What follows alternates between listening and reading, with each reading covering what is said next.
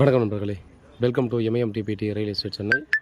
So இன்றைக்கி நம்ம பார்க்கக்கூடிய ப்ராப்பர்ட்டி பார்த்திங்க அப்படின்னா காட்டாங்குளத்தூருக்கு முன்னாடியே பார்த்திங்க அப்படின்னா நமக்கு வந்து ஜோகோ கம்பெனிக்கு பேக் சைடு வர அந்த ப்ராப்பர்ட்டி.